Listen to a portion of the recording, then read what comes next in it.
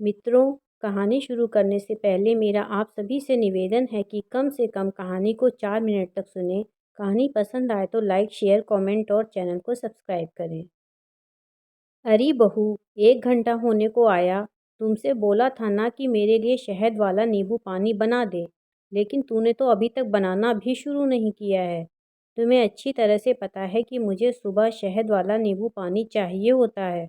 वैसे भी कल से पेट ठीक नहीं है, तो रात में कुछ खाया भी नहीं था, इसलिए बहुत कमज़ोरी लग रही है। वैसे भी ये सेहत के लिए बहुत अच्छा होता है। सुभाष, बेटा को भी दिया करो। मंजुला जी अपनी बहू राशि से बोली। तुम भी ना लापरवाह होती जा रही हो। इतने साल हो गए इस घर में, अब तो ये छोटी छोटी बातें नहीं भूलनी चाहिए तुम्हें। माँ को क्या बना कर दिया था कल दिन में, जो उनकी तबीयत बिगड़ गई। बुढ़ापा है उनका, थोड़ा डाइट का ध्यान रखा करो।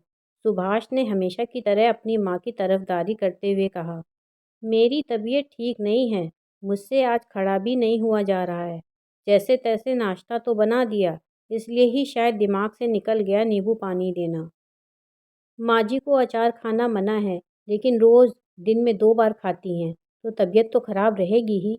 उम्र के हिसाब से ही तो खाना पीना चाहिए ना। फिर दिक्कत होती है तो उसमें भी मेरी गलती दी जाती है। अब पहले जैसा शरीर नहीं है मेरा। 3 बच्चे पैदा किए हैं मैंने, और ऐसा कोई आराम भी नहीं किया। इंसान हूँ मैं भी। अब मुझसे इतना काम नहीं होता। घर का भी सारा काम करो और अपना भी करो। एक दिन का तो है नहीं, थक जाती हूँ मैं भी। राशि आजकल थायराइड की समस्या से अपने शरीर में हो रहे तकलीफ़ों और बदलावों से बहुत परेशान थी। घर के कामों के चक्कर में वो सुबह डॉक्टर द्वारा दी गई गोली जो उसे खाली पेट खानी होती थी, खाना भी भूल जाती थी। लेकिन घर की इकलौती बहू की ना खत्म होने वाली जिम्मेदारियां और एक पारंपरिक सास के वफादार बेटे के आगे उसके शारीरिक और मानसिक मनोभावों का अस्तित्व लगभग शून्य ही था। हद है बहू, इसी साल आ जाएगा शहद नींबू पानी, या मेरा बेटा ससुर बनने की उम्र में किचन में ये सब बनाएगा। फिर यही सब तुम्हारी बहू देखेगी, वो भी यही करेगी। मैंने कभी भी तुम्हारे ससुर जी को पानी का ग्लास भी खुद से उठाने नहीं दिया। भाई ये सब नहीं चलेगा इस घर में। मंजुला जी अपने रुआब वाले अंदाज में बोली। जाओ राशि, एक गिलास शहद नींबू पानी की तो बात है, जाकर बना दो। भले ही मेरे लिए मत बनाना। माँ तो अपनी बहू के हाथ का ही पिएगी। सुभाष हंसते हुए बोला। जब मैं एक के लिए बनाऊंगी तो दूसरे के लिए बनाने में कष्ट थोड़े ही है ना। बात तो मेरी तबीयत की है। कम से कम आप तो मेरे बनो। आपको और माँ जी को नहीं पता कि थायराइड डिसबैलेंस होने की वजह से मुझे कितनी दिक्कतों का सामना करना पड़ रहा है। रही बात तुम्हारे ससुर बनने की, तो मैं भी तो सास बनूंगी कि नहीं? जवान बहू ही बनी रहूंगी। क्या बहू की उम्र नहीं बढ़ती है?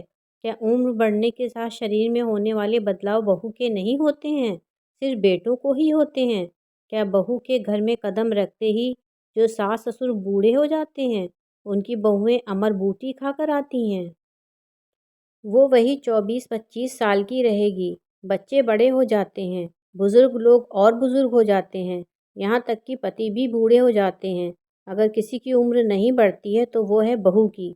माँ सास होने के नाते ना सही, एक औरत होने के नाते तो आप मेरी स्थिति समझ सकती हैं। राशि ने झुंझलाकर सुभाष और माँ जी की बातों का उत्तर दिया। माँ जी राशि के उत्तर को सुनकर चुपचाप कमरे से बाहर निकल गईं।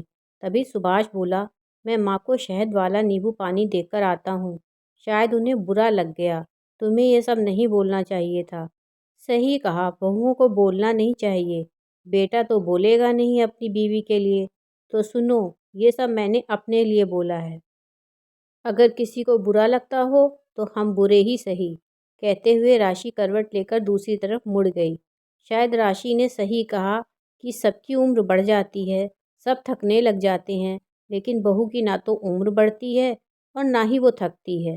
खासकर उन बहुओं की जिनको उनके पति सिर्फ शादी करके उनके परिवार की सेवा शुश्रूषा के लिए लाया जाता है। अपनी पत्नी का बोलना उन्हें बर्दाश्त नहीं होता, और बीवी का पक्ष लेना उनके लिए महापाप है, क्योंकि सब उनके लिए बहू कह लो, बीवी कह लो, वो सिर्फ काम करने की मशीन है। मित्रों, कहानी सुनने के लिए दिल से धन्यवाद। अगर आपको मेरी ये कहानी पसंद आई हो तो कृपया मेरे चैनल को सब्सक्राइब करें।